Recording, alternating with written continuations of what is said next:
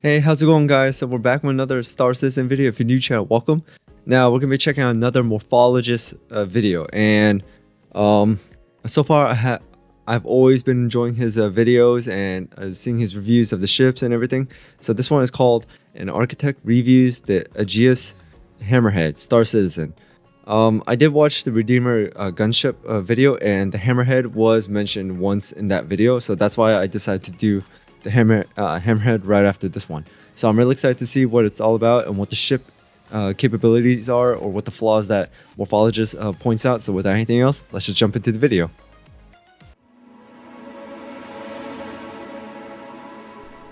It has been said that some of the most beautiful things in our universe are the most deadly. And this? Well, this ship is no exception. The Aegis Hammerhead. Oh yeah, I think I do remember seeing this ship once. But I think it was just flying fast and moving fast, so that's why. But yeah, it really does look like a Hammerhead, and look at those turrets on the sides. Hey guys, Morphologis That's crazy. here, and welcome back. In this episode of An Architect Reviews, I will be taking a look at Star Citizen's first corvette, the largest and most powerful military ship yet added to the game. I'm of course speaking about the Aegis Hammerhead. Aegis, yeah. In order to begin though, I must reframe the way I analyze ships. Wow, look at the cockpit. The Aegis Hammerhead, like the Constellation, was designed from a utilitarian perspective. That is to say that they were designed to be useful or practical rather than being attractive. Now, in the real world, that would mean that analyzing it as a designer or an architect would seem kind of weird. But in reality, we have to remember that it was designed by game designers who aren't aeronautical engineers. They don't know exactly how to put together a spaceship, and therefore their goal was to design a ship to look like a spaceship that would perform the functions that were stated. In this case, to be a warship. So, as you'll see in this video, it is through this very important reframing, as well as conventional architectural analysis, that I shall measure the success of the design of the Hammerhead, both inside and out. We begin here, on the bridge of the Hammerhead on the interior, and that's because so far the interior it is looks one of nice. the most controversial spaces, at least to me, of the design.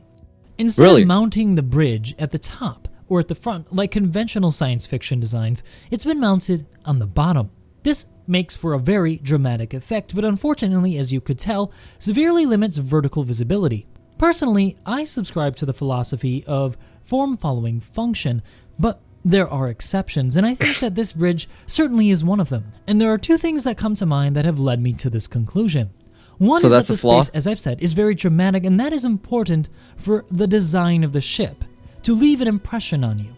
The second reason is because the pilot, in this instance, does not need maximum visibility in order for him or her to perform their function, and that is to provide a stable platform for the guns mounted to the hull.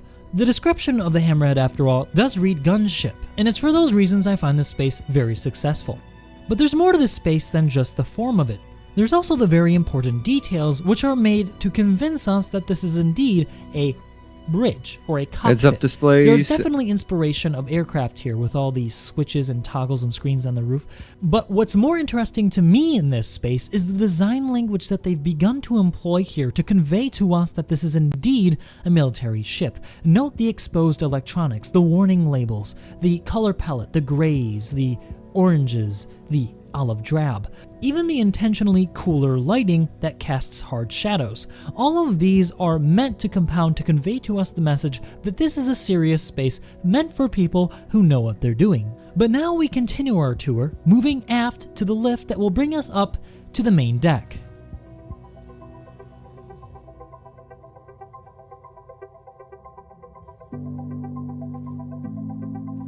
Here on the main deck, you'll notice that the color palette is very consistent. The design language has been continued here. Yeah, Greens, the color does look consistent. Grays, and accented orange colors, as well as a very nice labeling system which indicates what space you're about to enter. I really like how the orange really matches with the interior color and everything for me personally. And on top of that, what he said about the bridge like being under the ship, that's a little new. But then again, every ship is unique in its own way, so maybe that could be a huge flaw, or maybe it could have a huge advantage, who knows. But yeah, as he says, since it's under it, vertical visibility, like what's ever happening, say for instance a ship is above them, then they won't be able to see it. So that is one tactical disadvantage. But hey, if you go under the ship, then you can't sneak up on them. Very important for this space we are entering now, the airlock, a true airlock with 2 doors for depressurization. It has a different sort of lighting scheme. Well, look at the suits. And also employs a really clever blast door, which conceals its location at the front of the ship. While that makes the space interesting, it's not what makes it successful. You see, the color palette here is very important. The red that they use for the doors indicating that this is a special door that leads somewhere different, somewhere where you should be careful, and the yellow lighting inside of the airlock space saying caution, be careful what you're about to do. This is an airlock. These subconscious color cues are really important in architecture and in design to indicate a difference in space, a space where the user should be cautious. It very much says to me that they paid attention to every level of detail, from the keypads on the doors all the way to the color selection. Okay, so they really put some effort into this. The expression that they want to convey in this space is also very interesting, with these mechanical components here and the harsh yellow lighting cast from below. It definitely gives it a much more dramatic feeling. And this space, of course, then leads us to one of the side turrets, one of 5, which actually disconnects from the hull and becomes its own little pod. This, of course, gives each turret a little bit more free range of motion, this form deriving itself purely there's a bigger turret on the back rather than from design. A pretty nifty trick. As we make our way aft, though, you'll begin to notice one of the very key features of the interior design feeling of the Aegis Hammerhead. That's the cylindrically shaped hallways.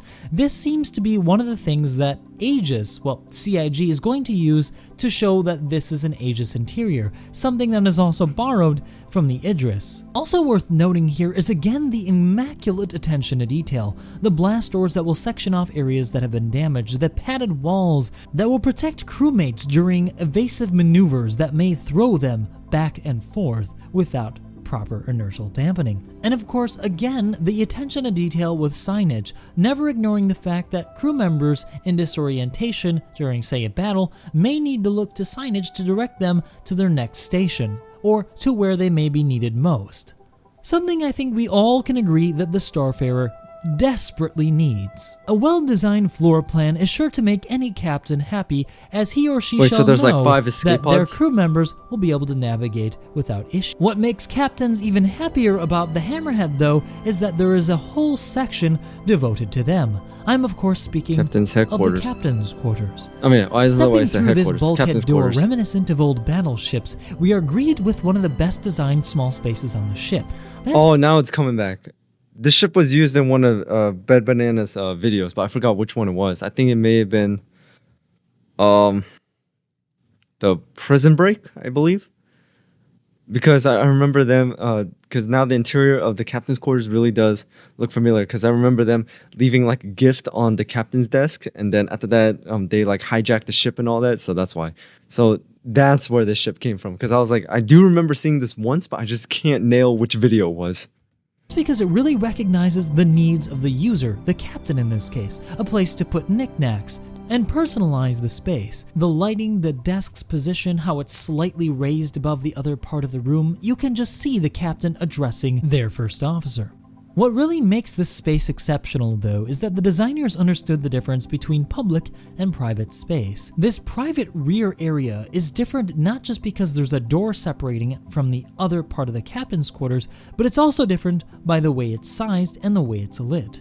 You'll notice that the lighting in here is a lot warmer, and this is intentional. You see, warmer lighting, that is, lighting more around the 3000 to 3500K range, has been shown in studies to induce much more relaxation in those who are you gotta have occupying toilet that paper space, stocked. versus the much higher frequency lights, such as here in the bathroom, tend to subconsciously motivate the occupant to move much more quickly. That's why a lot of fast food restaurants employ fluorescent light fixtures that utilize 5000 to 6500K light temperature lights to try to encourage people to move much more quickly through the restaurant to clear the tables. And having worked on several commercial restaurant construction projects, I can tell you that this is definitely the case and has been brought up by my clients. Moving back out here into the hallway, those of you who are paying attention to the light temperatures will notice that the hallways are also very coolly lit. The consistency here is fantastic. You know, something that has really struck me every single time I've taken a look at this ship is just how consistent the color palette and design language are. Here again in the components section of the ship, we see the color scheme, the oranges again being employed to show caution. And again here, the designers really sell the space by introducing components which are necessary for it to function, like the engineer readout screen, the pipes along the ceiling, the ventilation, the caution signs. Also note here, not once did I say the space is either too large or too small. That's because I really feel that the size of the hallways and the spaces within the ship are very well done. They seem just right for the crew that would be running up and down the hallway. Speaking of the crew though, now let's check out the quarters that they will be occupying during long missions. Here, we arrive at the crew quarters. Looks like 8 people can sleep You'll here. note here, specifically where the beds are concerned, that the light temperature has once again changed. While this is no 600i, it does still need to take into consideration the occupant's psychological health, especially on very long missions, and so I very much appreciate the softness of this room that's been employed. The 45-degree edge corners, the soft padding on the interior of the bed and on the walls, the much warmer color temperatures where the beds are. All of these things are compounding to really... Like I said, the orange is really consistent, so that's what I really like, and it really fits the interior. Make this area feel different and much more intimate than the other parts of the ship. I also think it's noteworthy to talk about how the space is just sized correctly. It's not too big and it's not too small, it's just enough for the 8 crew members who will be occupying it. I also really appreciate that this shower room is separate from the toilet room on the other side. It's something that I personally like to include on many of my residential home designs because I like to give the user the opportunity to use both spaces simultaneously. It also feels subconsciously better to clean yourself in a space where you're not also using the bathroom. And more practically speaking, it does remove the smell of the toilet from the area where you're taking a shower. Also present here is the materiality that really sells that this is a military vessel. The steel surfaces really bringing... I mean, that's what we have in our barracks room right now. The toilet and the shower is not actually within the same room. There are 2 doors. One leads to the shower, one leads to the toilet. So I really like how they did that. So basically, if one of us has to go to the bathroom while the other one is taking the shower, there's no problem because they're separate. So I really like how they did that, and I highly agree with what Morphologis just said about it. Home that this space could be hosed down in case they needed to clean it quickly. So it's interesting that they employed a programmatically luxurious idea of separating both toilets and showers, but the materiality still suggests a utilitarian and military vessel. But it's always good to have some level of luxury, even to the most utilitarian of designs. But now we step into the most aft section of the ship, the stern. Although the Hammerhead is large, it certainly isn't the biggest ship in the game, and therefore some spaces had to be hybridized. This cargo room also contains the dual engines on either sides, those big glowy things that are spitting off snow for some reason. Cancer-inducing internal nuclear winters aside, this space is very dramatic once again, but I think the designers overlooked one major problem, and that's if you open the door in this space, you depressurize the entire ship. I'm not sure if they're going to make these yellow blast doors operable in non-emergency situations, but I really hope they would have doors like this that go over here into one of the turrets in every section where you can open a door to the exterior. Because although this is definitely intentioned for planetary use, it's not always going to be the case that the planet you land on has a atmospheric pressure similar to that of what's inside the ship. Okay, so that just seems like an explosive decompression waiting to happen. In conclusion though, I do find this space to be a very special one. It definitely is very dramatic, and it finds its success through the, again, successful application of the design language established by Aegis. Again, with the color palette here that's consistent throughout the entire ship, but also the exposed mechanicals. It's basically saying to you, it doesn't care that you can see all these components. It doesn't care about your comfort. What it cares about is performing its duty, and that is to be a warship. And it does this very successfully. Again, look at these warning labels. Again, look at all of these wonderfully detailed exposed mechanicals. It really does sell the idea that this is indeed a spaceship, even if these things aren't actually real. One of the things that really bothers me here, though, and that's a Engineering bit and of mess hall. cognitive dissonance, is the idea that they have EVA suits here, but again, no airlock door. If you open that big door on the bottom to have to use those EVA suits, you depressurize the entire ship. So I really hope that they do introduce some real airlock doors, at least make those doors that connect to the hallways where the crew will be occupying, presumably without EVA suits, closable. That way we don't vent the ship. And I will remind you guys, for those of you watching this and are new to Star Citizen, that depressurization will in fact be in the game in a future update. So having that happen will that's why that's not added yet, because depressurization is not added in the game yet, so they don't see that as a problem on the Hammerhead. But however, once it's added, then it is a huge issue. Kill you in the future. But now we move to a really exciting part of the ship for those of you who are engineers. That is, of course, I'm not an engineer station here overlooking the main engine bay and cargo bay. Design-wise, it's very consistent once again with the design language, but also very much in form. You'll notice that the glass that overlooks the bay is at a 45-degree angle. This language of form very much echoes the Hammerhead's bridge, as you'll remember that those glass panels are also 45'd. On the second deck, though, you'll notice that there is an inconsistency of design. There's a sealable airlock door here that seals off the crew area of the ship from the engineering section, which could be decompressed. Why didn't they do this on the main deck? I'm not entirely sure. Maybe they thought the mess hall was the more important space? Probably not. This was actually a last-minute addition to the design. They added the second deck because they realized they didn't have a mess hall. And so I think these inconsistencies are because they realized they made mistakes earlier in the design and wanted to correct them for the last edition before they released the ship. Unfortunately, it somewhat left this space unresolved. This mess hall area is wonderfully done, the design language is great, but the size of the space is probably a little bit too big. It takes up a little bit too much real estate. Why does it do that, might you ask? I really like the design of it. That's because if you've been paying attention, you'll realize that we've come nearly to the end of this tour, but you haven't seen a place for you to store weapons. That's right, there is no armory on this ship. So I think that they could have reduced the space somewhere either below or up here to add in that armory. It seems very strange to me that in ships like the 600i, a touring and exploration vessel made for luxury, that it has an armory, a weapon, but not this military vessel that would presumably sometimes carry a small contingent of Marines.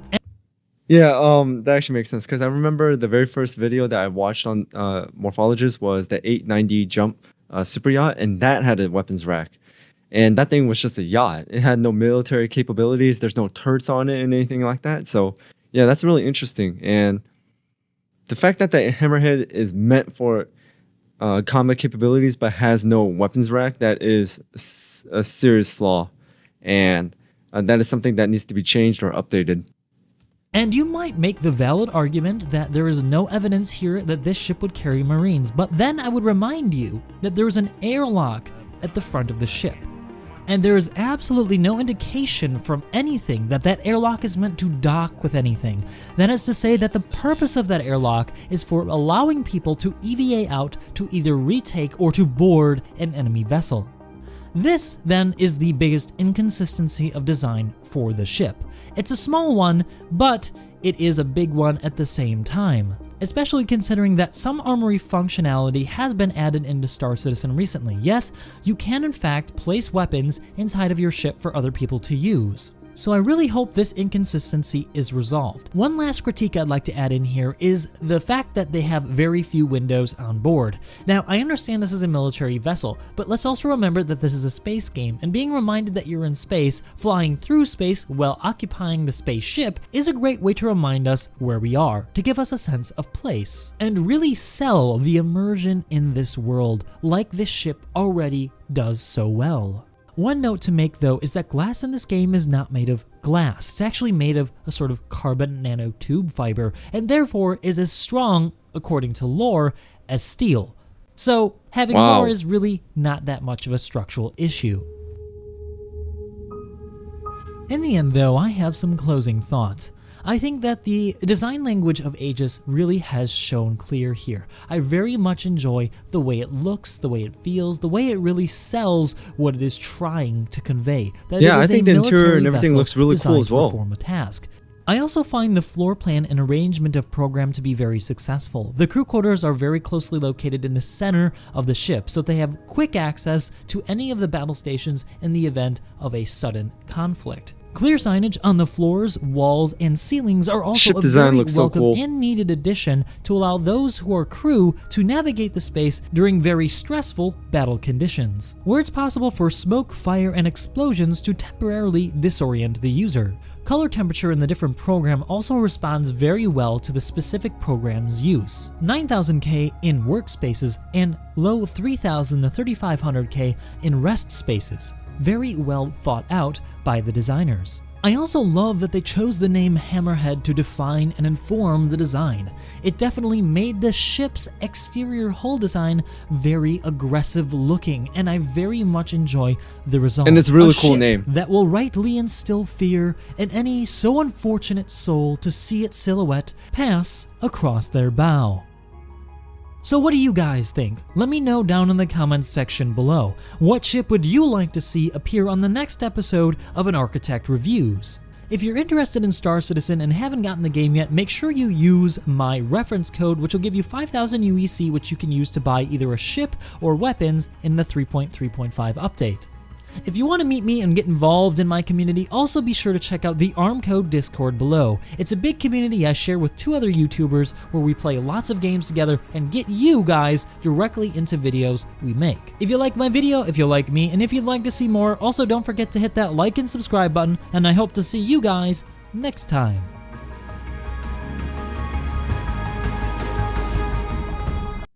Okay, so another great ship review by Morphologis. Like I said, shout out and credit goes to him. But for starters, I really like the ship design, both the exterior and the interior of the Aegis Hammerhead, and the amount of guns it has. I mean, that's always something I really like to see. But yeah, the 2 flaws that I really did see, and I agree with him, is the airlock that can depressurize like areas that you don't want to, and a lack of armory, so it's hard to like store weapons or like have weapons ready, so that's also a big flaw if someone boarded. But I also like the color consistency and how it's easy to navigate so far, and basically the ship is a great ship overall, so I really enjoyed watching it. So that's another ship review down. So thank you guys for watching, and thank you guys for tuning in. I really do appreciate it. Hit that notification bell so you know when I drop another video. And also shout out to all my members, subscribers, viewers. You guys are amazing. You guys are the reason why this channel keeps on going. So with anything else, I'll see you guys next time.